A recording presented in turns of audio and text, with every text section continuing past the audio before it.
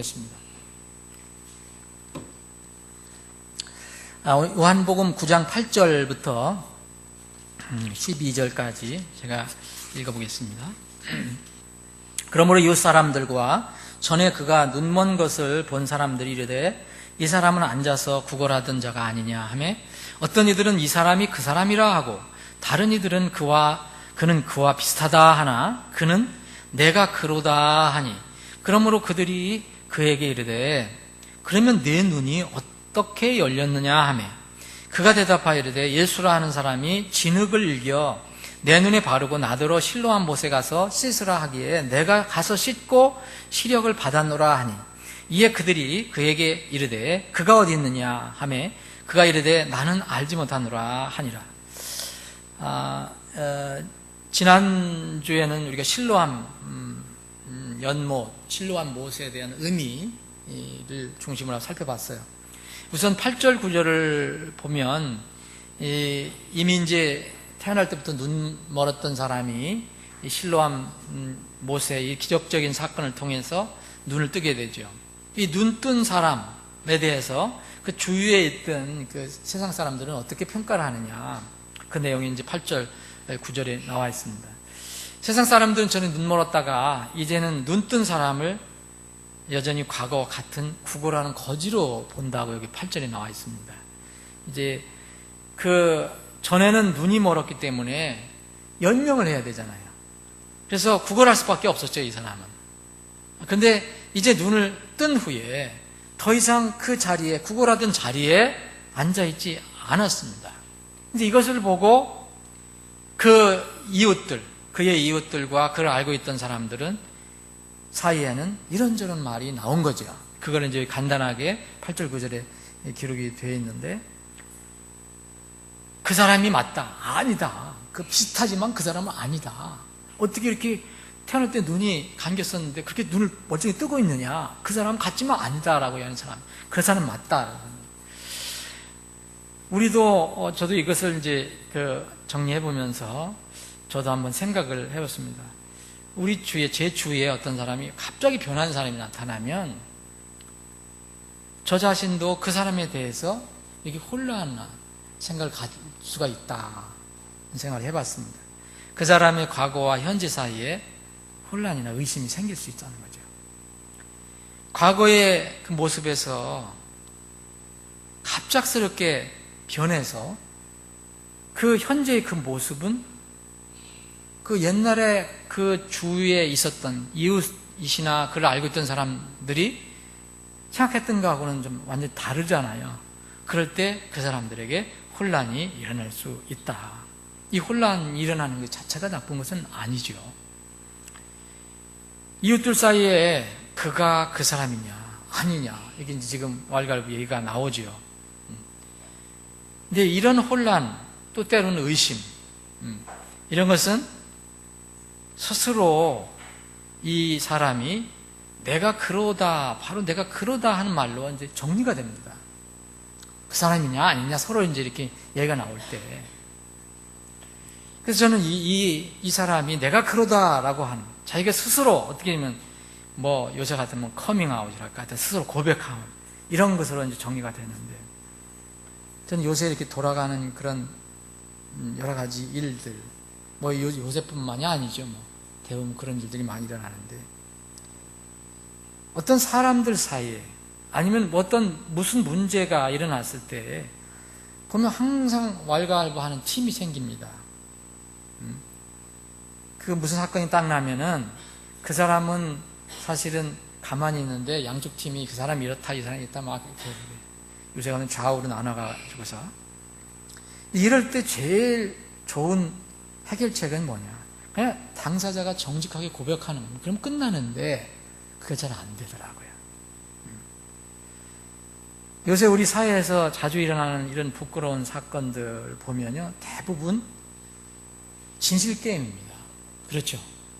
이게 무슨 철학적인 문제도 아니고 거의 진실 게임이에요. 그러냐 아니냐 이거예요. 그 부끄러운 얘기지만은 우리나라는 대통령이 한번 되면 뒤끝이 안 좋아요. 이 대통령, 아무개 모 대통령 추지금 사건도 마찬가지입니다. 그분이 뭐 현금 나 28만 원밖에 없다, 뭐 아무것도 없다. 근데 지금에 와서 이런 상태까지 온 것은 그분이 정직하게, 그때 정직하게 얘기만 했어도 이런 수많은 국가적으로, 개인적으로, 가족적으로 엄청난 시간과 비용과 이 수고, 이 낭비를 좀 막지 않았겠느냐. 그 이석기 사건, 이석기 의원 사건도 그렇고 좌우로 나눠서 뭐가 옳으냐 그러냐, 본인은 아니라고 하고. 요새 또 부끄러운 얘기지만은 내가 왜 이런 사건들이 일어나는지 난 참 모르겠어요. 이거 얘기하는 것도 안 좋고, 한나라의 이 검찰총장이면은 그래도 대단한 거 아닙니까? 굉장히 그 위치도 중요하고 그리고 간증도 올바라야 되고요. 남의 잘잘못을 가려주는 사람, 그런 사람인데 이게 무슨 혼에 자식이 있느냐 없느냐, 이게 시끄러운 것 자체가 부끄러운 거예요. 근데 이런 사건들을 보면 분명히 하나는 사실이고 하나는 사실이 아니죠. 둘 중에 분명히 그렇죠. 이석기 의원이 정말로 그렇게 했느냐, 정말 나라를 이렇게 뒤집으려고 하는 그런 음모를 했느냐 안 했느냐, 이것은 둘 중에 하나일 거고요. 이 혼의 자식 문제도 아니냐 기냐 지금 말이 많지만 둘 중에 하나가 사실이고 하나는 거짓일 것입니다. 근데 이때 사람들은 늘 양쪽 주장만 해서 본인들은 어떤 때는 때로는 아니라고 하고 기다고 하고 하지만 확실하게 드러내지를 않으니까 결국은 나중에는 보면 대부분 이런 것들이 만약 송사가 되면 인간의 재판에서 다 결정이 납니다. 그것이 옳았다, 그것이 맞는다, 안 맞는다. 근데 세상에서 인간이 하는 재판은 완전한 것이 없습니다. 저는 그렇게 분명히 믿습니다. 하늘에 가서 뒤집혀질 재판이 이 세상에 수없이 많다고 저는 생각합니다. 완전하게, 정확하게, 아무도 억울하지 않게 공정하게 심판하실 예수 그리스도께서 재판장이 되시는 그리스도의 심판석, 아니면은 배광자 심판석에서 완전히 판단하기 전까지는 정말 우리는 잘 모릅니다. 그때 가서 뒤집어질 사건이 엄청나게 많을 것입니다. 저는 생각합니다. 여러분, 한 나라에서 무슨 심판을 하잖아요. 무슨 심지어는 대법원까지 갔던 것이 어떤 정권이 바뀌고 10년 지나고 이상하면 또 바뀌어요. 그게 인간이 하는 겁니다.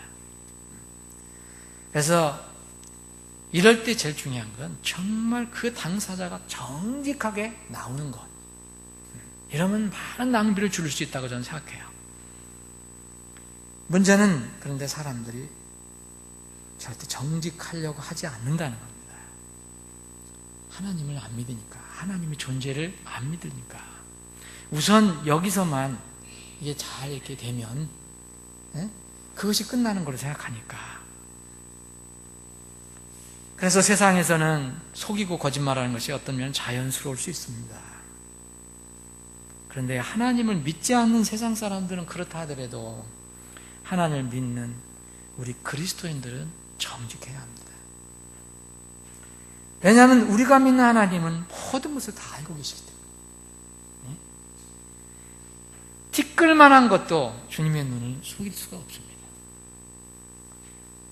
그러면 우리가 취해야 할 가장 현명한 태도는 이 하나님이 어떤 분이신가를 알고, 그리고 하나님의 계획이 어떤 것을 알고 그냥 정직하게 사는 것이라고 생각합니다. 죄를 완전하게 초월하는 무죄, 무결점, 무음의 삶을 살아가는 게 아닙니다. 그렇게 사는 사람은 이 세상에 한 사람도 없습니다.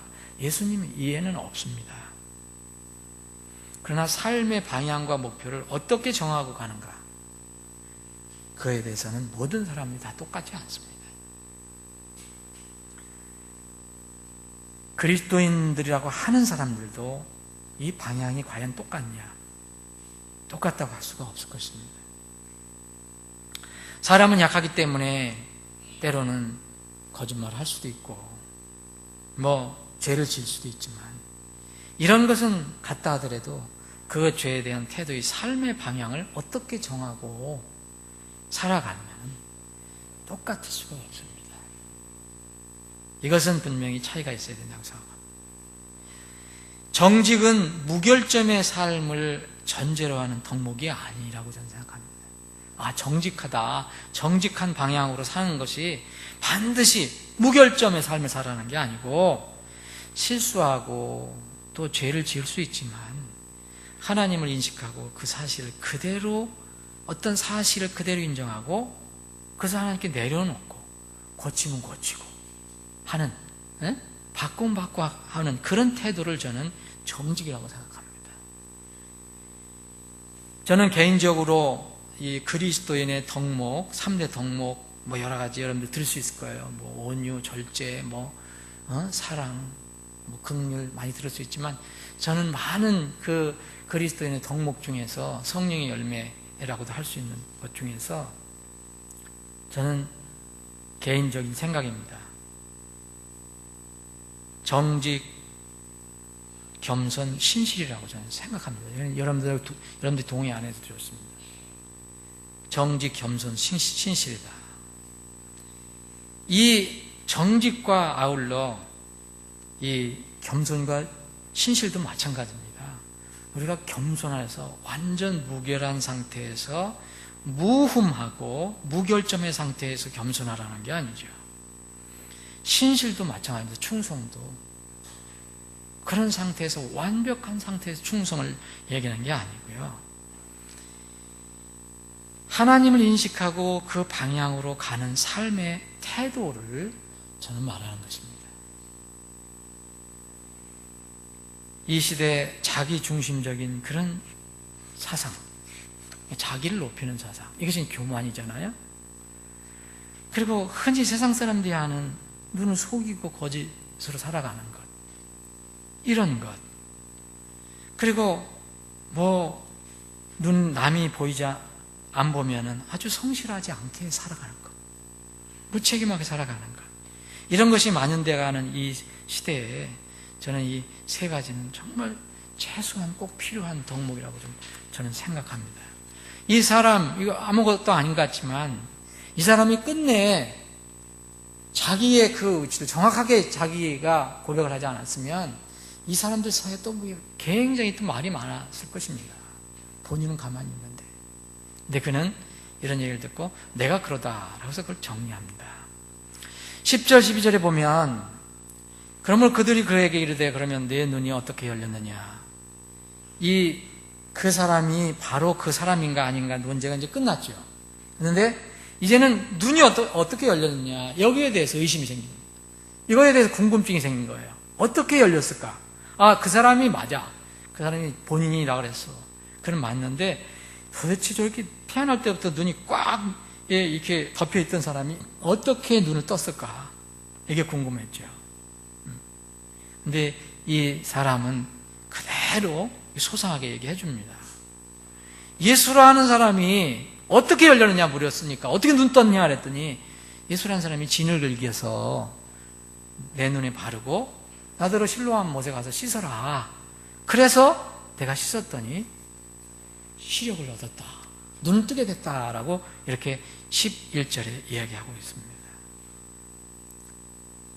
재미있는 것은 이 눈 뜬 사람이 어떻게 이렇게 소상하게 자기가 이렇게 눈 뜬 과정을 얘기할 수 있을까? 저는 그런 생각을 해봤어요, 오늘. 여러분, 이 사람은 태어날 때 눈을 감고 있습니다. 예수님이 다가갔습니다. 이 사람이 부른 것도 아닙니다.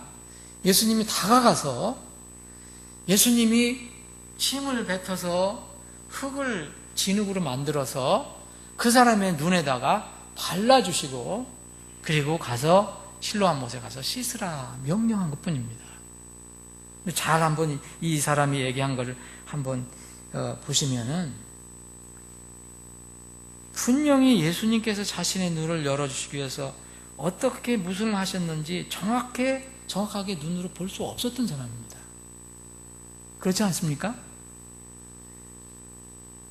그런데 성경도 눈이 감겨 있던 사람이 어떻게 그 사람이 그것을 알았는지 안 알려주고 있습니다. 다시 말씀드리면 최소한 그 사람은 자기 눈에 무엇을 이렇게 발랐는데 이게 느낌이 있었겠죠. 아, 이게 흙이겠다. 뭔가를 발랐다. 끈적끈적한 거 발랐다. 근데 그렇게 바른 그런 사람, 그분이 예수님이라는 것. 예수님이라고 밝지도 않았어요, 예수님이. 그리고 그분이 어떻게 해서 진흙을 이겼는지, 어떻게 해서 만들어서 자기 눈에 이렇게 발랐는지 직접 자기 눈으로 보지 못했습니다. 그렇죠? 눈은 그 뒤에 떴으니까요. 여기 쭉 1절부터 한번 보십시오. 예수님이 그냥 가서 했어요. 제자들이 질문한 거에 대해서 간단히 대답하시고요. 그런데 여기 11절 보면요, 꼭 저는 이 사람이 눈이 멀어 보지 못했는데 꼭 본 것처럼 이야기를 합니다, 지금. 그렇지 않습니까? 너무 소상히 얘기하고 있어요, 지금. 근데 여기서 예수님께서 나는 예수다, 내가 침을 받아서 진흙을 만들어서 내 눈에 바르니 가서 씻어라. 그렇게 얘기하신 거 없어요. 그런데 이 사람은 그렇게 얘기합니다. 그 예수라 하는 사람이 진흙을 이겨서 내 눈에 바르고, 이걸 못 봤던 거죠. 이거 못 본 겁니다. 실로암 못에 가서 씻으라. 이 명령은 들었습니다. 그래서 가서 내가 실로암 못에 가서 씻었더니 눈이 떠졌더라. 이렇게 고백을 합니다. 어떻게 이 사람이 알았을까요? 정확하게는 모르죠. 그런데 분명히 본 것처럼 얘기합니다. 예수님께서 진흙을 만들어서 바르시면서 혹시 여기 성경에 기록이 안 돼 있지만 말씀을 해주셨던지, 내가 너를 위해서 힘을 뱉어서 진흙을 이겨서 내 눈에 바르겠다 해주셨던지, 아니면 함께 있던 제자들이 알려주었던지, 누군가 보이지 않는 그 사람에게 누군가는 예수님께서 하신 일을 전해 주었을 것입니다. 저 사람이 예수야. 내 눈에 바른 사람이 예수님이야. 그리고 그분이 이 진흙을 이겨서, 그 흙을 이겨서 내 눈에 바른 거야. 이런 얘기를 누군가는 해줬을 것입니다. 저는 이 생각을 좀 해봤습니다. 이걸 글쎄 그냥 무심코 지나갈 수도 있지만 저는 이것을 생각해 봤습니다. 어떻게 이 사람이 이렇게 정확하게 고백을 할 수 있을까? 눈뜬 사람은, 이 사람이 문득병 환자라면 아무 문제가 없죠. 근데 눈이 깜깜하게 감긴 사람입니다. 사랑하는 여러분, 저는 그래서 주님을 생각해 봤습니다. 제가 구원받았을 때, 말씀을 듣고 복음을 듣고 구원받았을 때 그 예수님을 기뻐하고 갈보리 언덕을 생각해 봤지만, 그 예수님 피를 감사했지만, 그 2000년 전에 저는 골고다 언덕에서 무슨 일이 일어났었는지, 어떻게 일어났는지 제 눈으로 직접 본 적이 없습니다. 그런데 저는 그걸 알게 됐습니다. 여러분들도 마찬가지일 겁니다. 예수님께서 여러분들의 마음을 어떻게 타치하시고, 성령께서 어떻게 감동하시고, 어떻게 해서 말씀을 여러분들에게 주시고, 여러분들 어떻게 그것에 감동이 되었는지 저는 정확하게 모르지만 여러분들은 분명히 골고다 언덕에 예수님을 그때 만났을 것입니다. 믿음으로. 근데 예수님이 그때 정말 피를 흘리고, 우리가 이렇게 상상을 하지만 그걸 어떻게 알았습니까? 눈으로 직접 보지 못했는데 알고 믿게 됐습니다. 무엇을 통해서 알았습니까? 저는 성경 기록을 통해서 알았습니다. 그 성경 기록을 다른 전도자, 다른 설교자가 저에게 그 말씀을 전해줬습니다. 그래서 알았습니다. 저는 그 자리에 없었습니다. 눈을 뜨고 보지 못했습니다. 예수님이 피 흘리는 장면, 말씀하신 장면 못 들었습니다. 이 사람도 그걸 우리에게 가르쳐주는 것이 아닌가 하는 생각을 해봤습니다.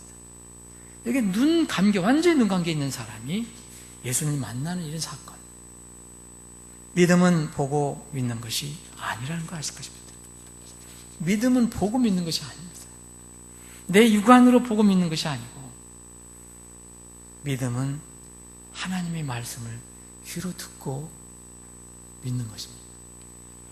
그런지 이와 같이 믿음 들음에서 나고, 들음은 하나님 말씀에서 나옵니다. 우리는 지금 이 세상의 정치 체제, 이 세계 국가, 이 체제 판도, 세력 판도 영원하지 않다는 것을 압니다. 그리스도의 왕국으로 대체될 것이라는 것을 믿습니다.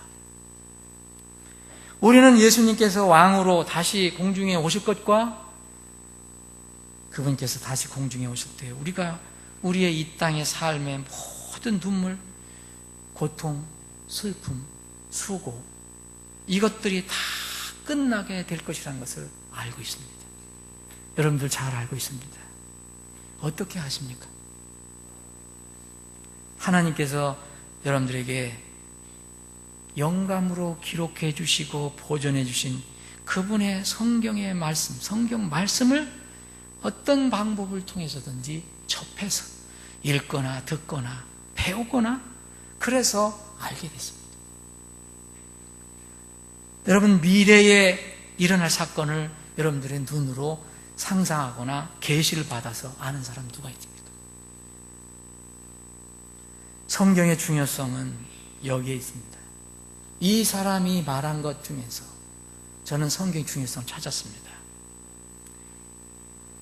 성경 문제는 아무리 강조해도 지나치지 않는 것입니다. 그래서 성경 말씀이 우리에게 온전히 보존되어서 우리에게 주어지지 않았다면 우리의 믿음은 기초를 잃습니다. 온전히 보존된 기준이 되는 하나님의 말씀이 없으면 죄인들이 구원받을 수 없다고 되어 있습니다. 거듭나는 것은 하나님은 살아있는 말씀을 된다 그랬습니다. 구원받은 의인들이, 우리 같은 의인들이 이 땅에서 만약 이 기초들이 무너지면, 이 기초가 무너지면 할 일이 아무것도 없다고 그랬습니다. 기초들이 무너지면 의로운 자들이 무엇을 할 수 있으리요 그랬습니다. 시편 기자가 그렇게 고백했습니다. 그런데 감사한 것은 시대마다 아무리 이상한 사람들이, 사악한 사람들이 속되고 헛된 말장난들로 성도들을 미혹하고 교회를 흔들고 그렇게 아무리 애를 써도 하나님의 기초는 지금까지 확고히 서 있다는 사실입니다. 디모데 후서 한 장 보겠습니다. 디모데 후서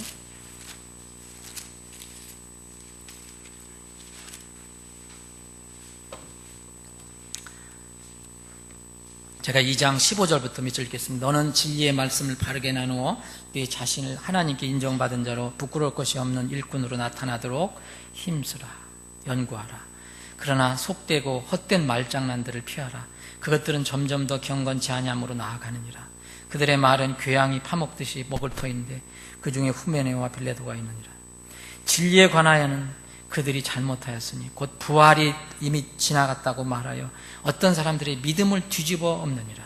그럼에도 불구하고 하나님의 기초는 확고히 서 있고 거기에는, 그 기초에는 이게 말씀인 것을 알 수 있습니다.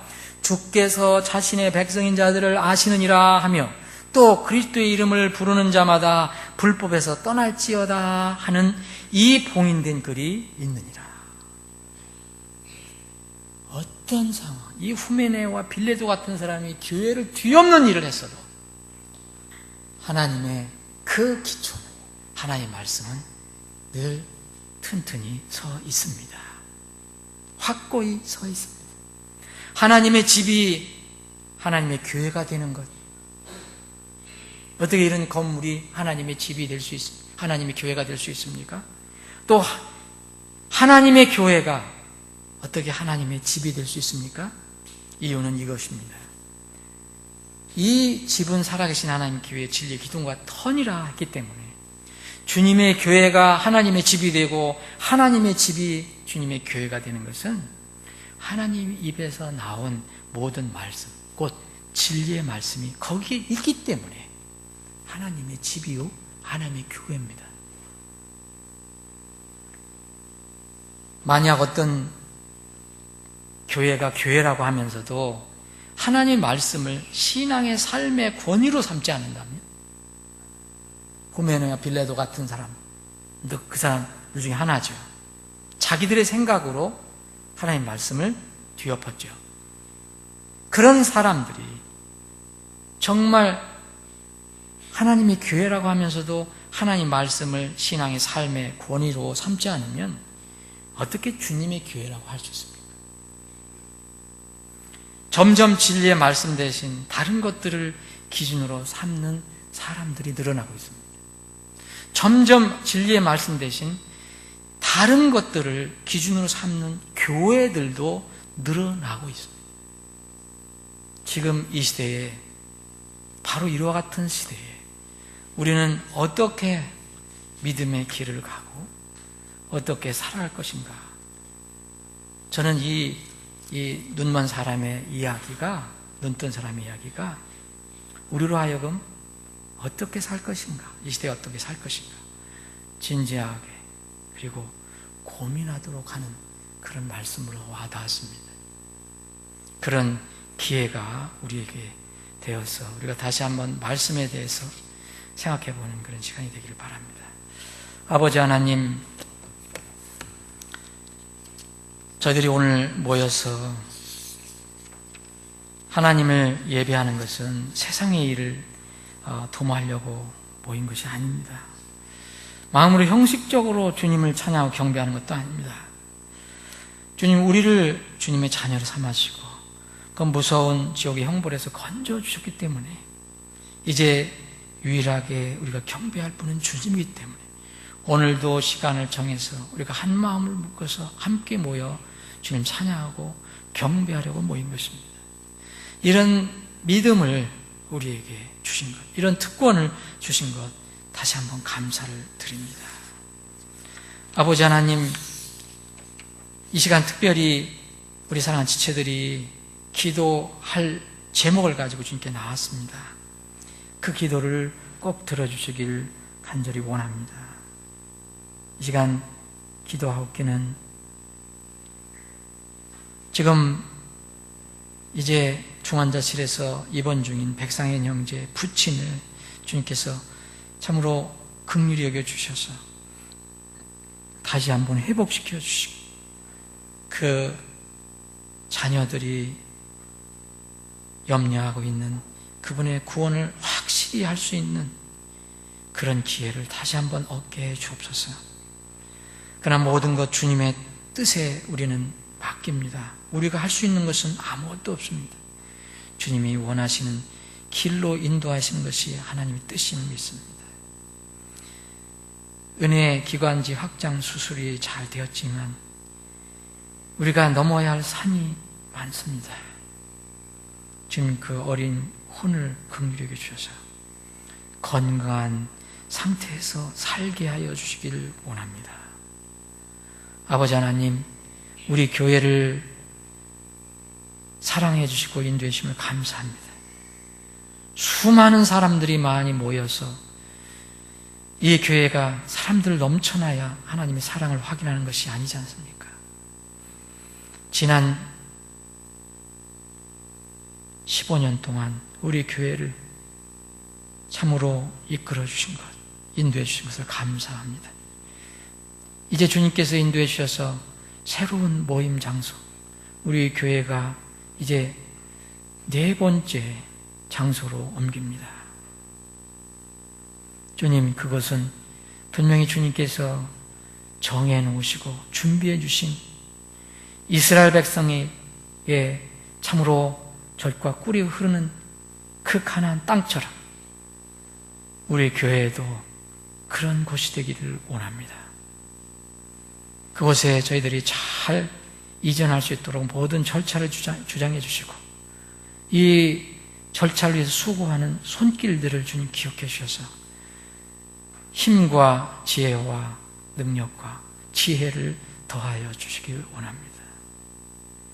그곳에 있는 많은 혼들을 건져내고 바른 말씀과 바른 구원을, 진리를 선포하는 주님께서 참으로 사랑하시고 주님께 영광을 돌리는 교회가 되게 하여 주시길 원합니다. 이 시간 우리 사랑하는 지체들이 기도하는 기도를 들어주실 것을 믿고 감사드리며 거룩하신 예수님의 이름으로 기도합니다. 아멘.